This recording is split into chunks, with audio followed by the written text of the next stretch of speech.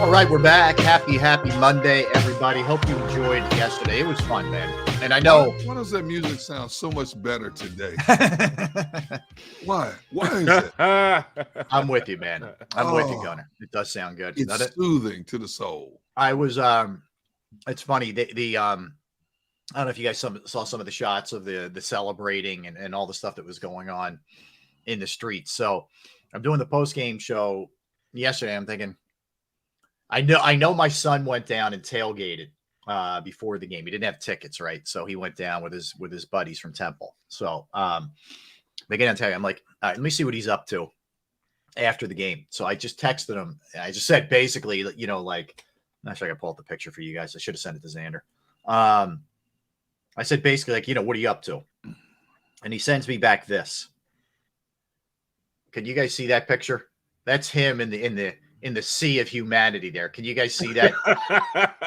We can barely see it, man. All right. How's that? Is that better? Yeah. Send it to Xander. I'll send it to Xander. Yeah, I'll send it to Xander right now. I'll send it to you guys. But that's how he answered me. Like, just funny, man. He was out there. He was having fun. He was being a Philadelphian and enjoying himself with all the people. But everything I heard, there wasn't a whole lot of craziness in terms of arrests or any of that kind of stuff. So people have fun, man. That's what it's all about. We have Mark Forzetta. He co-hosts the pregame show with us, and so he stayed because he's moved from the city. He has a house out near Wingate or somewhere, and I don't know exactly where that is, but it's further for him. So he stayed and watched most of the game with us, and then he decided to go from Ocean Casino to City Hall to partake in the festivities. So we had him on live for about a minute. Amongst the revelers, man, it seemed pretty tame compared to 17. Yeah, I think it was. And I've been checking Twitter. So I haven't seen any police reports about anything extraneous going on down there. People enjoyed the moment. Obviously, you can't climb the poles like you used to, but some tried. So I'm sure some tried. But it was pretty tame. People enjoying the moment, and rightfully so. But I think for the most part, unless somebody can tell me different, everything was more respectable than, you think about a lot of cities breaking windows, lighting fires and stuff like that. I didn't see any of that stuff. Well, I think here's the thing. I think we're in a good sort of place right now as a fan base, I guess, to this extent. I certainly don't think that we're taking it for granted that the Eagles are back after 5 years. I think you're you know what I mean? Right. So I think they absolutely appreciate that this doesn't happen all that often and enjoy it, man. 2 and 5 years is awesome. But I also think they're looking at it like, okay, we've been here 5 years ago. I think there was one arrest and it was like one disorderly. It was nothing when the Eagles won it. Okay. In 2017. And then I think, the Phillies being in the Super, like maybe we're getting in the mode of, this is who we are now. City of winners. And I'm sure it's going to be way crazier if the Eagles win a Super Bowl, but I think people are approaching it kind of with the right feel right now. Absolutely. Around the city. Enjoy the moment, man, to the best of the ability. I mean, you don't have to destroy property to enjoy and revel in the glory of your team, your heartbeat, achieving the ultimate goal of getting to that big game. Especially when you're in a city of this size, man, fourth largest TV market in America. It's a large city, huge fan base. You can go out and enjoy and revel and go crazy and live to tell stories 10, 20 years from now where you were in that moment. But don't be destructive about it, man. And that's why I said I've been closely monitoring social media in terms of, because, everybody's going to get pictures of something, with phones nowadays. I don't know. Did you guys see it? I didn't see anything burning. Did you?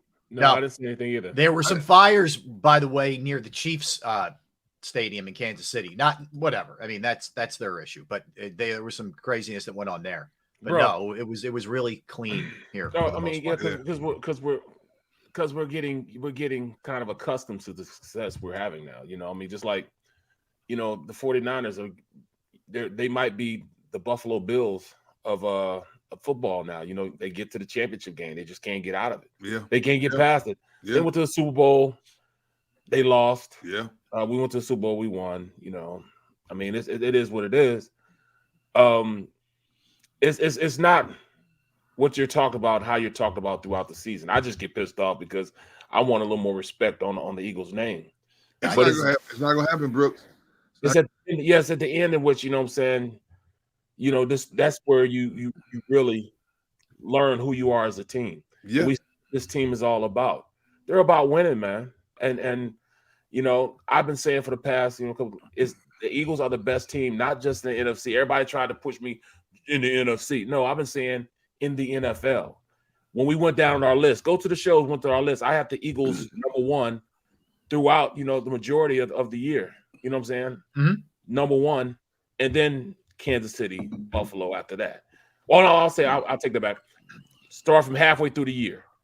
Halfway through the year, the game before we lost to what do you call it? The Commanders. Yeah. Yeah. From that point on, I was like, you know what? This team is still the best team in the NFL, better than all those AFC teams. Mm-hmm. You know what I'm saying? Because the reason I say that is not even because of Jalen Hurts, and Jalen Hurts is the biggest, key, but the trenches, man, the trenches on how you win games, the trenches. If you can be solid in the trenches, it makes your team better. It hides a lot of the flaws that you have everywhere else when your trenches are good. Mm-hmm. When you have a great defensive line that could pass rush, it makes your cornerbacks look even better than what they are. It makes your quarterback, when your offensive line is good, it makes your quarterback and your running back look better than what they are. You know what I'm saying? I mean, it just gives you the autonomy to do a lot more. With sometimes a lot less, it makes it look even better when you a lot more and you give to what the offensive line is about. Yeah. This team is built. That's the way they build these teams. Well, did you guys see this? You see the Micah Parsons tweet during the game? Yeah. Are you serious? I don't think people realize what Lane Johnson is doing right now. Freaking heroic. One of my favorite players in the league. Oh, I thought you were talking about it was another one he tweeted, and people jumped on him. You talking trash, and you sitting at home, and you playing golf. Did you see an earlier tweet? I'm glad he tweeted a lot yesterday. There was a lot of tweets from him. Yeah, he definitely. I'm sure there was something else I didn't see. Yeah, but I'm thinking you tweeted. Do you need clicks? Do you need followers that bad? I mean, you got a lot of followers. It was early in the game. You guys keep talking. I'm gonna try to find this because people jumped on this real quick. Yeah. So while Gunner's checking on that, Barrett. So offensively, yeah, obviously it wasn't one of those games where you're like, oh my God, you're blown away by the stats. But what I keep getting back to is they ran for 148 yards and 4 touchdowns on the ground against the Niners team that allowed 77.7 yards per game in the rush. Like you doubled them on the ground in the game. Bro, the yard is not even looking at it, but we ran 2 QB sneaks in a row to score. Right. As if the first one didn't, you know what I'm saying? Right. As if you didn't know that was coming. It was basically like we're lining up. Here it is. Stop it. Yeah. Well, we're gonna whip you. You know what I'm saying? We're gonna whip the man in front. We're not even trying to hide what we're trying to do. We're gonna put your best in there, I'm gonna put our best in there. We're gonna still go in there and score. Right. And that's what they did. Mm-hmm. That how demoralizing that is to a defense when you can't stop them from doing what they want to do when it comes to running the ball. That's the most physically imposing thing you could do. They start dropping their heads. They start hitting late out of bounds. They start playing out of character. You know what I'm saying? Everybody's talking about D'Amico Ryan this. He comes out in the second half and he shuts teams down. That's why they beat Seattle and they score 41 points or something like that. Bruh, we're not Seattle. Well, Brock Purdy was in, the 12th man in Seattle. Bruh, this is not Philadelphia.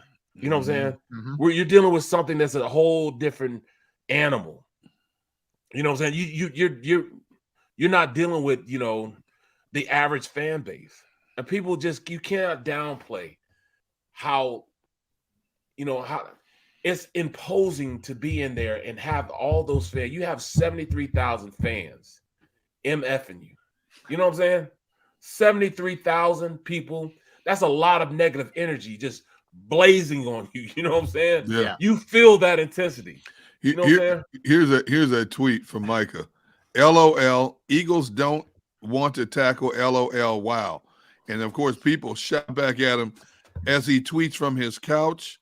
You are actually really talking while sitting on the couch. How was the golfing this week, Micah? Tweet it like a true linebacker.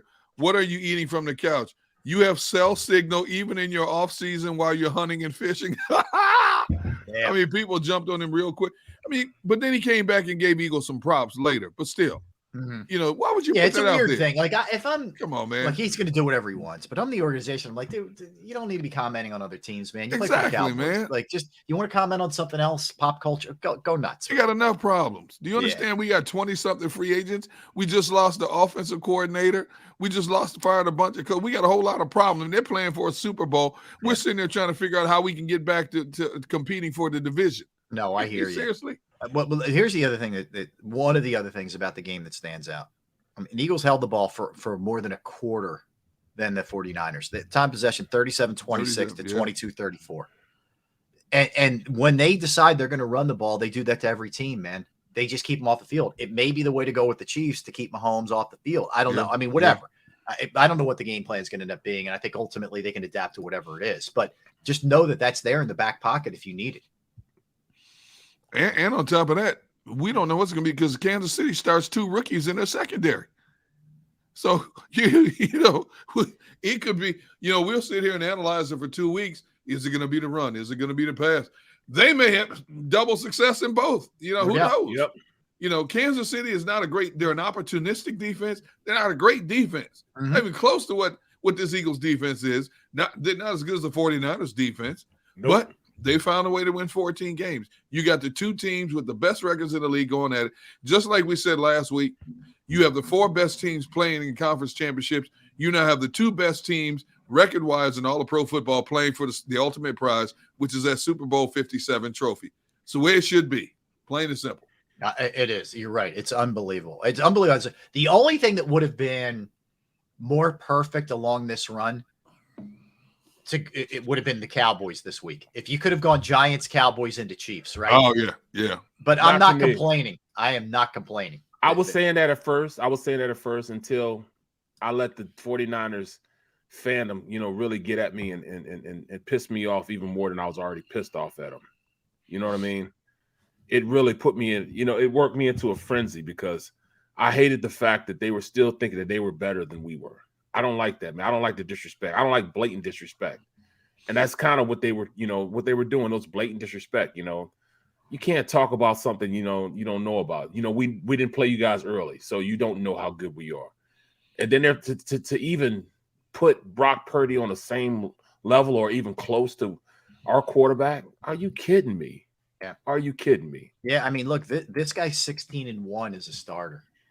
Like, think about the amount of quarterbacks throughout the course of one season that have been 16-1 as a starter. Right. I mean, really, how many times has that happened? Crazy, man. Right? Absolutely. I mean, when he plays, they win. And even if he doesn't have a game where he's lighting up the scoreboard statistically, the presence that he brings to this team, the ability to know when to keep it or when to give on an RPO or whatever, that's where it's not just about the passing game for him. It's also understanding how to handle things in the run game. Mm-hmm. And this, it's the other part of it's the other responsibility that he has that I don't think he probably gets enough love for, enough credit for. Right. When you run that RPO, it's a fraction of the second when you have to make that decision. Am I giving it? Am I keeping it? Am I giving it? Am I keeping it? He has mastered that thing so well. It's unbelievable how he's mastered that. Yeah. You know, others do too, but to not to this level though. You know, you think about it. Think about how many exchange problems you have when you run at RPO, for the ball dropping, fumbling, mishandle. You haven't seen that with this. Mm-hmm. You haven't seen it, man. Ball security has been a huge key all season long with this team. Yeah. You look at the 2 times that Miles Sanders fumbled, it wasn't because of an exchange. He got the ball slapped out of his hand. It has been methodical all season long in terms of how they've run that RPO with him. Love it. I just love it, bro. I love the hate. I love the hate that they have for us right now. You know what I'm saying? Well, and that's fine. And then keep it going. Keep that same energy for one more game. Because I think the Eagles feed off of it. That's been my saying. Keep the same energy, 49er fans. Keep the same energy. Keep the same energy, Phil Simms. Keep all that same energy. You know what I'm saying? Here's the thing, though, Barrett. If the Eagles win the Super Bowl, they won the Super Bowl, but I'm guarantee you, from the national media, I guarantee you it's going to be they won the Super Bowl, but look at how they won it. Look at how they achieved. I guarantee you. But if Mahomes wins it, Once again showing he is the new greatest quarterback in the league. Brilliant performance from Andy Reid and Eric Bieniemy, so on and so forth. I guarantee you, look at what Andy Reid's had to overcome in his lifetime to get to this point. And I'm not knocking Andy Reid. You guys know Andy Reid's one of my all-time favorites. We text back and forth periodically, but it's always something with the Eagles. It can't just be they won. Right. It's got to be something else attached to it. Well, you see what they're doing, Gunner. They setting it up. You look at it, we didn't have a quarterback in there. Both our quarterbacks got hurt. What you said when Jalen Hurts got hurt? Bosa was hurt. Yeah. Come on, man. Yeah. Listen, I hear you, man. I hear you. But let's look at this thing organizationally, right? So let's think back. You had a team that go back to Doug Peterson. He takes over for Chip Kelly. The last season with Chip was a disaster. By the second year, they won a Super Bowl. This latest iteration, you had a team that won 4 games under Doug Peterson, still had Carson Wentz here. Mm-hmm. Okay, you didn't know what the heck you were going to do. It looked like you were in cap hell. How are you going to get rid of Wentz? Bring in a new coach that nobody had heard of. His first impression wasn't a good one. 2 years later, you're sitting here in a Super Bowl. In Howie and Jeffrey, I think you got to trust a little bit here because clearly they know what they're doing when they're looking at head coaches. Howie obviously nailed it with all his moves too. But if you look at it, there's over the last 18 years, you have the Patriots in 7 Super Bowls, and then it's the Eagles, Steelers, and Seahawks tied for 3 Super Bowl appearances. Look at what Jeffrey Lurie has done since he bought this team. Okay. Yep. And we've questioned it along the way. Just look at the coaches. Let's start with the head coaches. He brings in a guy named Andy Reid. People are like, all the viable candidates you could have brought. And this happened when I got here. Andy Reid, a position coach in Green Bay? Who's Andy Reid? People are looking through books. Who's Andy Reid? Mm-hmm. All he did was change the culture. This culture that we talk about today, character, locker room guys, guys who don't get in a lot of trouble. That started with Andy Reid back when he was hired. And then it was passed on. Chip Kelly, say what you want to say about Chip Kelly. But Chip Kelly's first 2 years here, he took over a 4-12 team. Andy Reid's last year here was a disaster. Yeah. Chip Kelly came in here for 2 years before he lost his mind. He turned the thing around in 1 year. Mm-hmm. Got him to the playoffs the next year. And then you said, Doug Peterson. Why would you hire Doug Peterson? All these coaching candidates out there. Doug Peterson gets them to the Super Bowl in his second season. 6-10 his first year. Super Bowl the next year. Nick Sirianni, this baby-faced kid. You mean to tell me all these coaches out here, you bring in some guy named Nick Sirianni? Oh, playoff his first year and on the cusp of a Super Bowl trophy his second year. Yep. So give Jeffrey Lurie credit, man. No matter what we think, he's made all the right decisions. 17 times since he's on his team, this team has been in the playoffs now. Yeah. Well, the gold standard. 17 times. Maybe he wasn't wrong. The other thing is, let's go to Sirianni now. In his first year, when he comes here as an offensive mind, he wasn't afraid to step away and hand off the play calling duties to Shane Steichen. Yep. Right. It tells you how comfortable this guy is and how secure he is in his own skin, right? That he's not. I know what the F I'm doing. Yeah. Yeah, right. Yeah, but that allowed him to be a manager of the whole business, as opposed to just working the front desk. Right. You know what I mean? So he knew what was going on in special teams and defensive meetings and, et cetera, getting a better pulse for everything that's happening. He knew enough about himself and his team to do that and to trust Steichen, one of his guys who he brought in. Yep. Like that's a big thing, man. And a guy in his first year who wants to establish himself as a head coach and be thought of like Andy Reid and Sean McVay and all those guys. And he did it. That told you a lot about his character right there. Absolutely. Absolutely. He put this team in a position to be successful and block out all the noise. He allowed his quarterback to come in and be the heartbeat of the team. I mean, he even admitted it himself. Hey, I needed a quarterback like Jalen Hurts. He's that common figure in the locker room that, or out on the field in which, all right, it may be bullets flying over all of us, but you got Jalen Hurts there with his calm, subdued spirit and confidence that, they're going to be okay. Yeah. And he said he feeds off that too, because he's ready to go crazy too. But he said, look, he looks at Jalen like, all right, he ain't worried about it. I'm not worried about it. Mm-hmm. Let's go. No. That's a great point. Let me give you this one. Ruben Frank, NBC Sports Philadelphia, your colleague, Barrett, our colleague over there for a while, just tweeted this out. Pro Football Focus rush grades, okay, from a defensive standpoint. Hassan Reddick, 93.2. Brandon Graham, 76.3. Josh Sweat, 62.5. Patrick Johnson, 59.5. Charles Omenihu, 57.7. Robert Quinn, 55.4. Nick Bosa, 54.7. They contain the most lethal weapon on the defensive side of the game yesterday to a passer rating, a rush rating that was lower than Robert Quinn's, with all due respect to Robert Quinn. Okay. Wow. You think they did a job on him? And that is unbelievable talent, but it's also great scheming up by Staley. Absolutely. Absolutely. And all things being equal, when you watch the game, Lane was by himself. Yes. They didn't put anybody over there a lot of the times.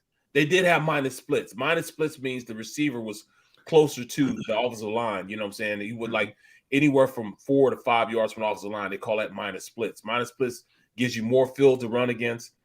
So it kind of fit within what they were trying to do. But it also made, Bosa be aware of him being there. Right. But still, though, Lane was by himself, one-on-one, mano-a-mano, man to man. That's right. The best, supposedly the best defensive end in the league. I beg to differ after yesterday. We kind of showed that we have the best defensive end and we have the best tackle also. Can we also, I know we give him a lot of praise, but let's just, what the heck? Kelce still killing people downfield. Every week. At this stage of his career, absolutely. Every week. Absolutely. Bro, he was killing those linebackers. They were tired. He was on them like a cheap suit, bro. Yeah, he was on them like a cheap suit. He was whooping them, and I kept telling you, I got to stop saying that because I'm starting to irritate myself. But man, way he was on them linebackers, second level, man. He blocked the second level tremendously. Block down, pull around. He was killing them on run plays. You know what I'm saying? Sayamalu, he pins that tackle on the inside. He pulls around up on the linebacker. Bam, bam. He kept hitting him. Bam, bam, bam. Man, that's what life is all about. Isn't it a great quandary if you're Jason Kelce? Like, if you're still playing at this level, you're still making nice money, really nice money. Yes. But the temptation of, if they could win a Super Bowl, to go out that way, having won 2 in 5 years at the top of your game, that is an unbelievable thing. It's an unbelievable opportunity that he has to be able to do that. Very few athletes get to a Super Bowl, let alone multiple Super Bowls in one career. And when you talk about offensive linemen, it's a rarity, and defensive linemen for that matter, when you look at a Kelce and a Brandon Graham, that they stay that long with one organization. Right. And be able, now who's to say, now we all know, I go back to when we had Brandon Graham on last May, when Brandon Graham said he at least wants to play one more year beyond this one. Who's to say Brandon, might not ride off into the sunset also? True. With another Super Bowl trophy. You could have Brandon Graham and Jason Kelce decide to ride off into the sunset after this game. Of course, Kelce has been talking about it consistently for the last 3 years, but you just never know. I mean, very few athletes get to go out on a high like that, and why wouldn't you? You got your money, you got 2 rings instead of 1. What else do you need? You got families, you got young kids now, you got your money. You can take your time in terms of determining what you want to do next. It's not like many of us, when you make transitions in life, you got to scramble and come up with something right now because you need to. Right. You know what I mean? Yeah. That's a beautiful thing, man, if he can pull this off, if they both can pull it off. Yeah, no question. But the fact that for the first time in Super Bowl history, you're going to have 2 brothers playing against each other. That's awesome, dude. It is unbelievable. It just is, man. Bro, and 2 great players, too. Yeah, 2 great players, man. And I watched their podcast, man, the other day. They had my goodness. The Heights, it's called. Yeah, it's great. The Heights. That, man, those 2, man, and it just the comedic relief, man, that they give each other, because they feed off each other, bro. Yeah. And it's great that they're friends now, because you could kind of tell back in the day, they probably weren't as good friends, you know what I'm saying? Because they're two polar opposites, you know. Oh my goodness. Jason will tell you, like, they went at it, man, back in the day. Like, legit. Like, the father was just like, I can't handle these two, man. Right. I think Travis has done a great job of bringing out that personality in Jason. Yes, you're right. You're right. I mean? Right. Now, Jason just let it all go when they won that first Super Bowl because there were so many storylines surrounding that organization, you know, with the Howie Roseman, Chip Kelly thing, Doug Peterson, you know, I mean, I can't say it enough. There was a lot of people that wanted Doug Peterson fired after that first season. Right. And then he come back and nobody respected them on the run. They lost all these players. They were underdogs, all this. And he just unloaded. That was not in Jason Kelce's normal character. He just let it all go out. But since then, it's funny how since then he's been more talkative. He's been more outspoken. He's giving you quotes every season since then. And then he does his podcast with his brother, who's like funny as heck. Did you see what the brother said about the San Francisco mayor after that game? Jabroni. Jabroni. Tell that Jabroni to go somewhere. I'm dying laughing when he said and as they're interviewing Mahomes, he comes over and he's like, "Oh yeah, Burrowhead," and then he just went nuts. Oh my God. Got in and out of there. Yeah. Kelce's he's a trip.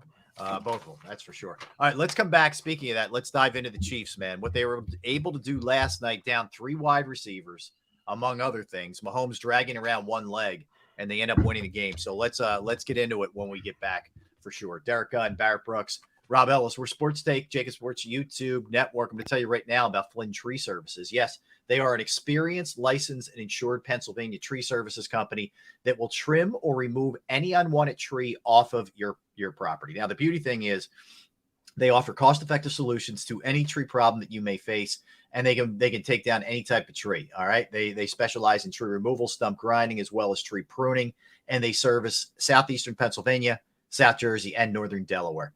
Keep in mind, we got hurricane season. We got some nasty winds that are upon us right now. It's a great time to get your trees evaluated. So you can just reach out to them.